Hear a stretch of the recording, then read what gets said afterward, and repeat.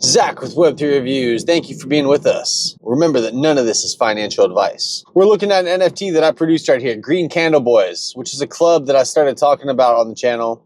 It was a joke that grew legs, as I like to say. I started talking about the Green Candle Boys, man, and I thought this needs to be done. It's a series of characters who are holding almost a green Roman candle, almost a green sparkler, which to me represents the fact that we're all chasing these green candles in the market, right? The outfit and background of the characters is going to represent different projects that I'm invested in, different projects that I talk about on this channel. This one's Meta Flora. This one's a Meta Flora one. The first one was an XRP branded Green Candle Boys. This second one was Meta Flora, and they've both been picked up. They've both been picked up. They're all going to sell for 5 XRP.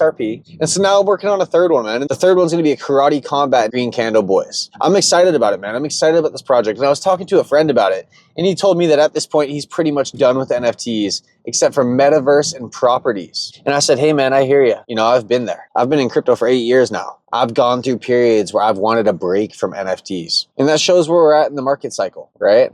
We haven't gotten everybody back yet on board. And we're never going to get 100% of people on the same market sentiment at the same time. But you know that crypto is ripping and roaring when people are excited about NFTs. I think that NFTs serve a broader purpose in crypto than just a JPEG or even whatever it is, properties or metaverse. They can serve a purpose of community. And that's a broad brush right there. A broad brush is community. You get into crypto and you need to figure it out. You need a group to talk to. I've heard stories of people who get in and they're in like a Discord or Telegram group of people who are just pumping scam tokens. They always ended up holding the hot potato at the end of the day. The scam Telegram group or scam Discord group would be telling them about tokens that they had already bought. And as the people bought and provided exit liquidity, they would be selling on them. So you need a community, man. You need a place to hang out.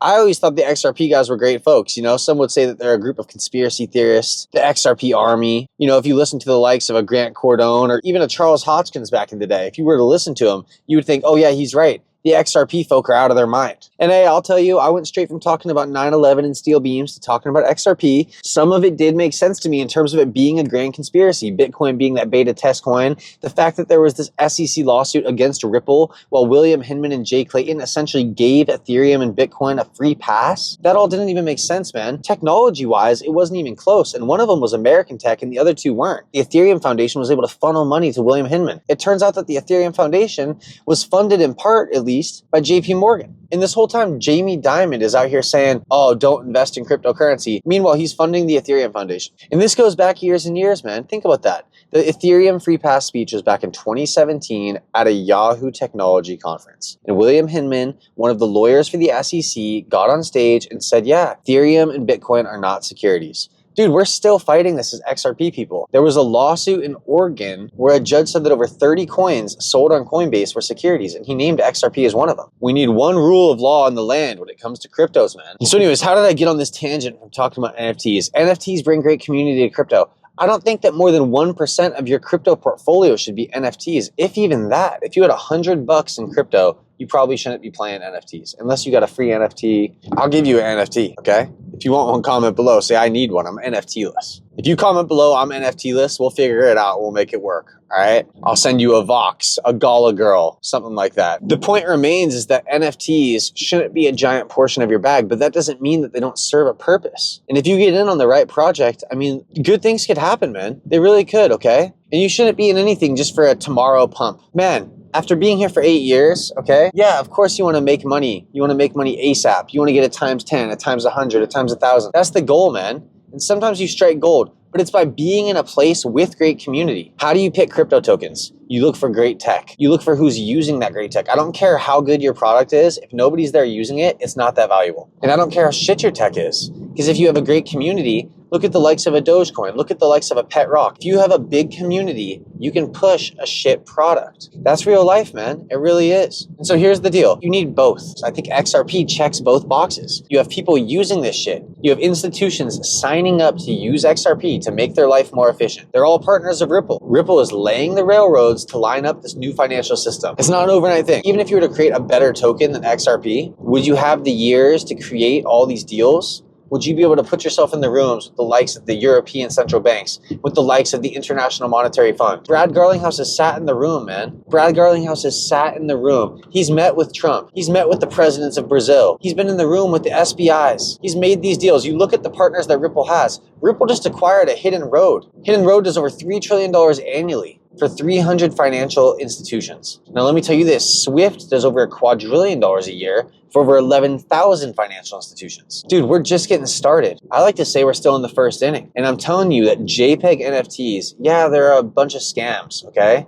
Dude, there's 30 million crypto tokens. There's a bunch of scams in crypto, okay? You got to be in the good projects. But if you're in an ecosystem that you think is worthwhile and it has people doing community shit, it has people doing memes on top of a blockchain, they're doing NFTs, that means that blockchain is valuable, right? If that's all the blockchain is for, like a Solana, all it's for is meme coins, as far as I could tell, I don't think it's very valuable. And Solana went down again the other day. Speaking of, Solana went down again the other day. It's a blockchain that has shown it has problems when it comes to volatility in their network going down. And that's ridiculous if you want to be a big time player in this space. So all I can see Solana being good for is meme coins. That's not enough for me. XRP, man, they're going after cross-border payments. They're going after Forex. They're going after traditional finance. And they're trying to bring it into Web3. That's what I'm about, man. I'm about going after all the money. And so the Green Candle Boys is on XRP Cafe. There's going to be more of these. All the tokens that I talk about, I'm trying to hit up the people who make them. And I'm trying to say, hey, you mind if I make one in your likeness? I'm not just trying to use people's logos without their... Now, after I made the one that had an XRP logo, I started doing some research. And apparently, the XRP logo is a protected IP. I changed the logo, added a crown to it, put a circle around it. Hopefully the XRP Foundation doesn't come for me and say, hey, you sold this for 5 XRP in bad faith. Hopefully they don't come and say that. I don't think they will. But what do I know, man? What do I know? All right, I'm just trying my best out here. So I'm hitting people up, going back to how I think you should have your bag balanced. I don't think that you should have more than 1% of your bag in NFTs. I don't think that you should have more than 10% of your bag in DeFi protocols. And that's something that DeFi Divi said. And I respect the words of DeFi Divi, man. I think he's a good YouTuber and he talks about a boatload of cryptos. Go check him out, dude. His name's Matt. He goes by DeFi Divi. He says a lot of quality shit, all right? And he's also a pretty bullish, optimistic guy, and I appreciate that shit. He's not making outlandish calls, but he's out here looking at assets and he sees future value. And he said it. You shouldn't put more than 10% of your crypto bag into DeFi protocols. That would be ridiculous, because you know what you'd be doing at that point is you'd be reaching. No more than 10% of your bag should be in DeFi protocols. And I'm not really playing any DeFi protocols at all. I'm holding some tokens that I consider DeFi tokens, mostly Flare, okay? I'm holding Flare, which is bringing DeFi to the XRPL, as well as Doge, Litecoin, and Bitcoin, to say the least. But through Stargate, one of their partners, they're going to have these doors open for over 70 blockchains, all right? And we know what they're doing with PMWs and Ts. They're going to be opening the way for you to not even have to leave the blockchain to operate these protocols. So I think that's really powerful, but I'm more investing in the fact that others can play this DeFi. I'm not playing the DeFi myself. I am delegating. So yeah, all right, I'm playing DeFi.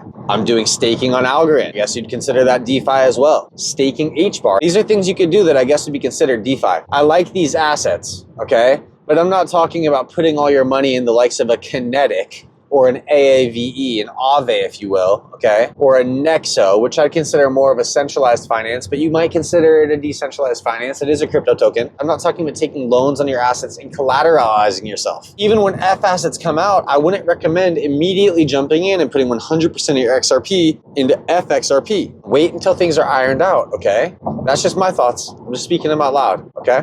But I think you should be in real world assets, man. I really do. That's what I'm playing. Playing the likes of the XRPs, the Flares, the Algorands, the HBars. I like tokens that are built on top of these assets that are also real world assets. So in my eyes, Flare was built on top of XRPO, but they decided instead of being a layer 2 to build a layer 1, okay? That's badass. But Karate Combat is a layer 2 on top of HBar. Karate Combat's badass, man. And you look at where the token's at and you can say, okay, Karate Combat's gonna be really worthwhile. I like Gala, man. I like Gala chain and everything being built on there.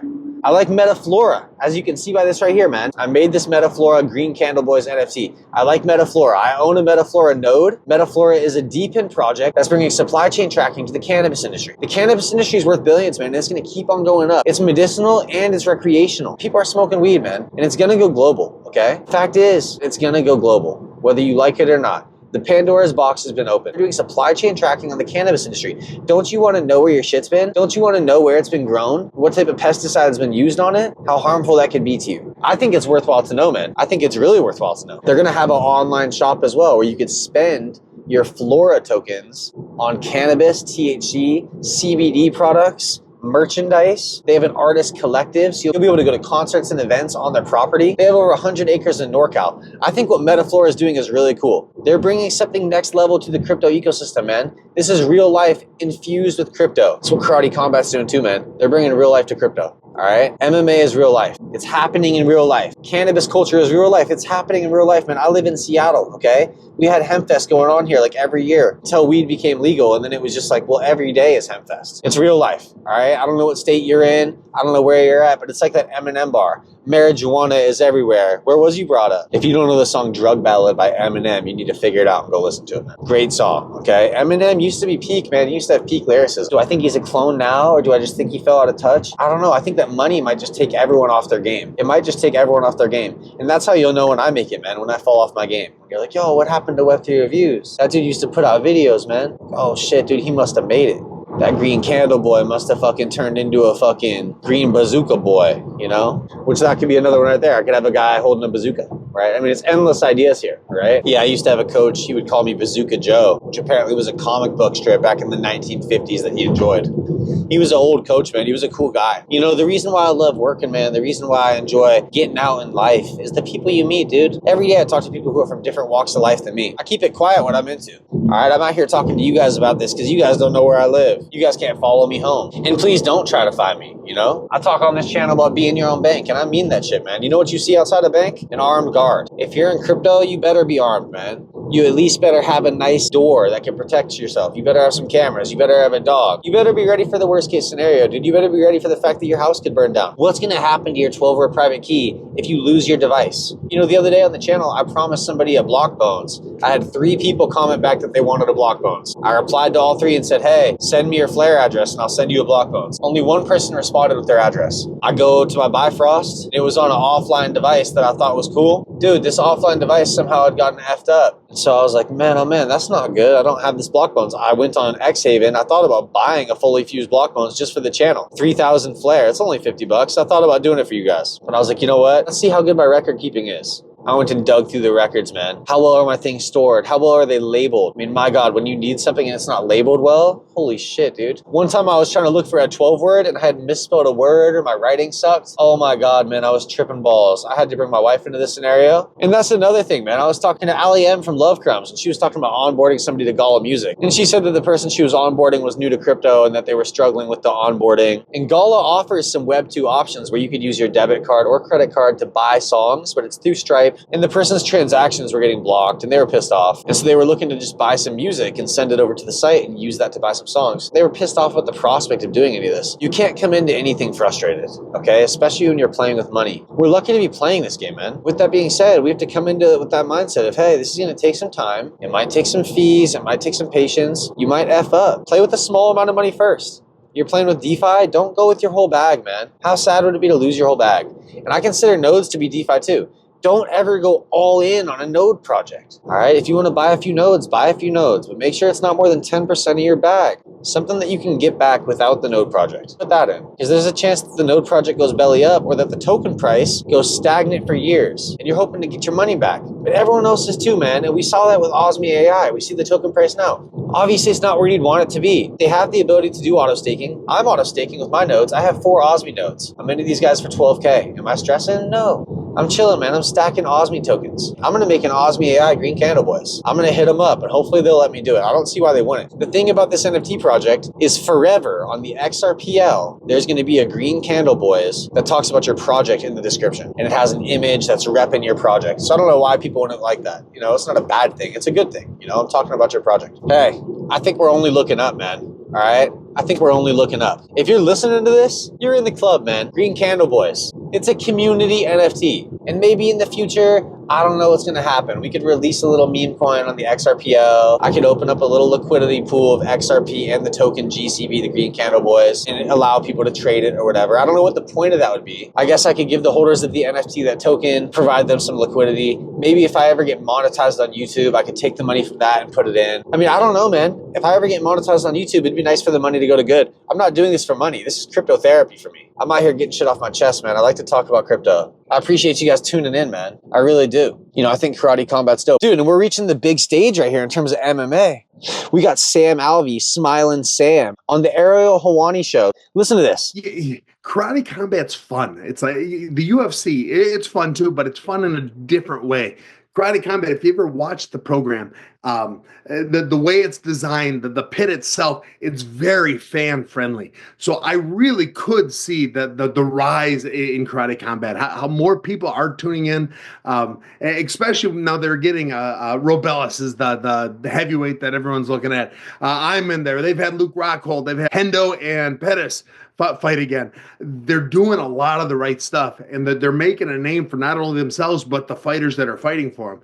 And I could see them, if they aren't there already, being the #2 promotion in the world. We got Sam Alvey, Smilin' Sam, on Ariel Hawani's show talking about karate combat. Ariel Hawani has over 1.4 million followers. He has a huge following in the MMA community. So karate combat, man, big thing is coming. Zach with Web3 Reviews. Thank you for being with us. Until next time.